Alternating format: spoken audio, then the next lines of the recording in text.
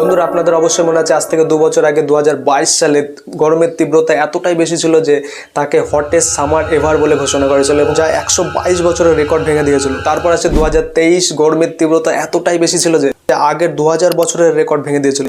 তারপর আছে 2024 জানুয়ারি, ফেব্রুয়ারি, মার্চ, মে, এমনকি আগের এক বছর ধরে প্রত্যেক মাসে টেম্পারেচার রেকর্ড ভেঙে চলেছে। আগের 2 মাসে সাউথ ইন্ডিয়া এবং পুরো সাউথ ইস্ট এশিয়ার একই রকম হিট ওয়েভ দেখা গিয়েছে। যে মে মাসের শুরুতেই আমরা দেখেছি উড়িষ্যা, ছত্তিশগড়, ঝাড়খণ্ড আর মধ্যপ্রদেশে ফরেস্টে আগুন ধরতে দেখা গিয়েছে। তবে এই গরমের জন্য সরাসরি গ্লোবাল ওয়ার্মিং আর ক্লাইমেট চেঞ্জকে দায়ী করা হয়।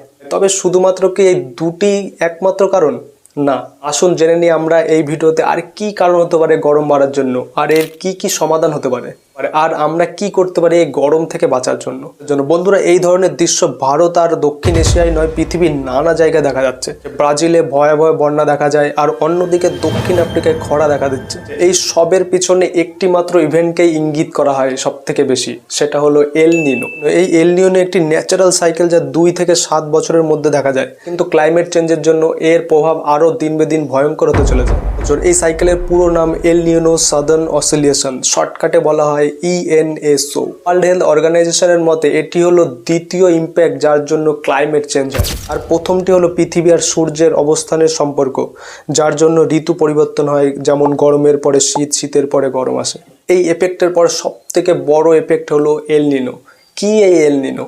এই এফেক্ট প্রশান্ত মহাসাগরে দেখা যায়। প্রশান্ত মহাসাগর পৃথিবীর সবচেয়ে বড় এবং গভীর সমুদ্র, যা এশিয়ার আমেরিকার মাঝে অবস্থিত। এই মহাসাগরের বায়ু পূর্ব থেকে পশ্চিম দিকে বইতে থাকে, আর এই বায়ুকে ট্রেড উইন্ডস বলা হয়। এই বায়ু সাধারণত আমেরিকা থেকে অস্ট্রেলিয়ার দিকে প্রবাহিত হয়, কেননা পৃথিবীর রোটেশন এই রকমই হয়। বন্ধুরা, আমরা ভূগোলে পড়েছি কোরিওলিস বলের কথা। যেহেতু পৃথিবী পশ্চিম থেকে পূর্ব দিকে ঘোরে, আর সেই কোরিওলিস বলের প্রভাবে ট্রেড উইন্ডস উল্টো দিকে প্রবাহিত, আর বায়ুর প্রভাবে জল আমেরিকা থেকে অস্ট্রেলিয়ার দিকে প্রবাহিত হতে থাকে। আর এই কারণেই পূর্ব দিকে সমুদ্র নিচে ঠান্ডা জল উপরে উঠতে থাকে, একেই বলে আপ ওয়েলিং। আর এইভাবে ঠান্ডা জল আমেরিকার দিকে এবং গরম জল অস্ট্রেলিয়ার দিকে প্রবাহিত হতে থাকে। আর গরম জলে বাষ্পীভবন তাড়াতাড়ি ঘটে এবং মেঘের সৃষ্টি হয়, ফলে অস্ট্রেলিয়ার দিকে বৃষ্টি বেশি হয়। কিন্তু বন্ধুরা, একবার ভাবুন, যদি এই ট্রেড উইন্ড দুর্বল হয়ে যায়, আগের তুলনায় কম প্রবাহিত হয়, তাহলে আপ ওয়েলিং হবেই না বা দুর্বল হবে, ফলে জলের মুভমেন্টও কম হবে এবং উপরের গরম জল গরমই থাকবে। ফলে যে বৃষ্টি অস্ট্রেলিয়ায় হতো সেই বৃষ্টি প্রশান্ত মহাসাগরের মধ্যে যে কোনো জায়গায় ঘটবে, ফলে অস্ট্রেলিয়ায় জলের অভাবে খরা দেখা দেবে। এক্স্যাক্টলি এই ফিনোমেনা হয়ে থাকে এল নিনোর প্রভাবে। এল নিনো একটি চক্র, এটি 2 থেকে 4 বছরের মধ্যে যে কোনো সময় হতে পারে। কিন্তু যখন এই এল নিনো চক্র চলে, তখন দুনিয়ার সমস্ত ওয়েদার প্যাটার্নের এফেক্ট পড়ে। তবে এল নিনোর আরেকটি উল্টো ফিনোমেনা রয়েছে, যা লা নিনো নামে পরিচিত। এই এল নিনো যখন এক্সট্রিম পর্যায়ে চলে যায়, তখন লা নিনো দেখা যায়, অর্থাৎ বায়ু খুব জোরে প্রবাহিত হয়, ফলে অস্ট্রেলিয়ার দিকে বেশি গরম জল আর দক্ষিণ আমেরিকার দিকে বেশি ঠান্ডা জল জড়ো হয়। আর এই লা নিনোর জন্য অস্ট্রেলিয়ায় বেশি পরিমাণে বৃষ্টি হয়। 2018 এল নিনোর পর যখন লা নিনো এসেছিল 2020-21-এ, এবং তা এত এক্সট্রিম চলে গেছিল যে অস্ট্রেলিয়ায় বন্যা দেখা দিয়েছিল। তবে এই এল নিনোর এফেক্ট কি ভারতে প্রভাব ফেলতে পারে? অবশ্যই পারে। ভারতের বর্ষাকালীন বৃষ্টি ভালো বা খারাপ হতে পারে এল নিনোর প্রভাবে। যেমন 2023-এ বর্ষাকালীন বৃষ্টি প্রয়োজনের তুলনায় কম হয়েছিল এল নিনোর প্রভাবে। আর এই কারণে 2023 আর 2024-এ গরমের প্রভাব কিন্তু অতিরিক্ত পড়েছে। তাছাড়া এই গরম বাড়ার জন্য আরেকটি মূল কারণ হলো আরবান হিট আইল্যান্ড এফেক্ট। শহরে আলাদা আলাদা জায়গায় আলাদা আলাদা টেম্পারেচার লক্ষ্য করা যায়।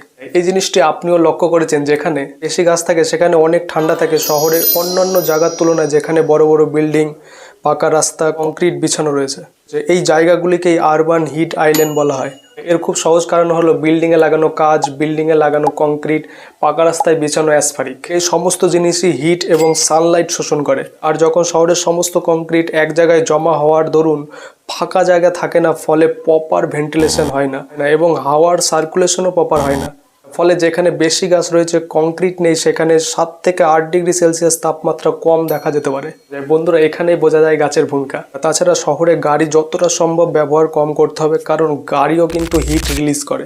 বাড়িতে এসির ব্যবহারও যতটা সম্ভব কমাতে হবে, কারণ এসি বাড়ির ভেতর তো ঠান্ডা রাখে, কিন্তু এসি থেকে বেরোনো হাওয়া বাইরের পরিবেশ গরম করে। তাছাড়া বাড়ি তৈরির সময় ন্যাচারাল প্রপার ভেন্টিলেশন মডেল ব্যবস্থা করা দরকার। বন্ধুরা, বাড়ির ছাদে সাদা রং করতে পারি, কারণ কালো রং সূর্যরশ্মি শোষণ করে করে আর সাদা রং সূর্যরশ্মি প্রতিফলিত করে, আর এতে 2 থেকে 3 ডিগ্রি তাপমাত্রা কমানো যেতে পারে। সাদা রং ছাড়াও সবুজ প্লান্ট লাগানো যেতে পারে। তো শুধুমাত্র এগুলো শহর অঞ্চলের জন্য নয়, গ্রাম অঞ্চলের জন্যও প্রয়োজন। তো বন্ধুরা, এই ছিল আজকের ভিডিওটি ভালো লাগলে অবশ্যই লাইক এবং শেয়ার করুন।